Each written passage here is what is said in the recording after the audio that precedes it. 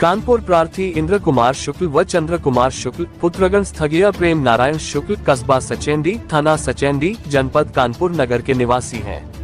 हमारा सचेंडी में पुश्तैनी मकान है जिसकी रजिस्ट्री बैनामा की छाया प्रति संलग्न कर रहे हैं। हमारे परिसर में एक मंदिर है जो पूर्णतया व्यक्तिगत है। इस मंदिर का कोई ट्रस्ट कमेटी आदि नहीं है। इसके अनुरक्षण पूजा पाठ आदि का संपूर्ण व्यय हम स्वयं वहन करते हैं। कभी किसी से चंदा आदि नहीं लिया जाता है। अपने पड़ोसियों को व्यक्तिगत व्यवहार संबंध के आधार पर उनके अनुरोध पर केवल पूजा पाठ की अनुमति दे देते हैं। बैनामाकृत भवन परिसर में आवासीय भवन के अतिरिक्त मंदिर व क्वार्टर्स बने थे जो कि पुश्तैनी थे। ये जर्जर हो गए थे। इन क्वार्टर्स को गिरवाकर हम उनका पुनः प्लाटिंग कार्य कर रहे हैं जो कि कानूनी तौर पर पूर्णतया वैध है। भाई साहब क्या समस्या है? समस्या भाई साहब ये है कि हमारे यहाँ गांव के ही कुछ लोग हैं जी। जो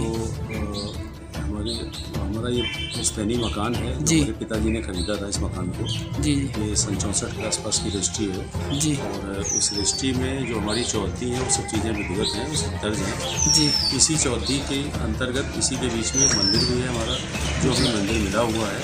मंदिर को हम बराबर तब से मेंटेन कर रहे हैं। मंदिर का सारा उसको अच्छी तरह मेंटेनेंस कर हम बराबर 7 सालों से बराबर कर रहे हैं और मंदिर अभी भी आज अपने भव्य स्वरूप पर है जी। वर्तमान में मंदिर के बगल में उत्तर साइड में जो ज़मीन थी उसमें हमारे पिताजी ने 50-60 साल से किराएदारी पे अपने प्रयोग के लिए किराएदारी पे बनवा रखा था जी जी। और जो किराएदार थे वो धीरे धीरे मकान जर्जर होता गया। तो कुछ किराएदार रहे, कुछ नहीं रहे। तो उसके बाद में फिर हमने ये सोचा कि इस किराएदार हम इस मकान को तोड़ करके उस पोर्शन को हम नए सिरे से दोबारा बना लें जी। तो अब जब बनाने के लिए खड़े हुए तो हमने उसको गिरवा दिया। गिरवाने के बाद जब बनवाने के लिए आए तो यहाँ पे कुछ लोगों ने एप्लीकेशन थाने में या कहीं और दी, जहाँ से उन लोगों ने आकर के पुलिस वालों ने मुझे रोक दिया जी।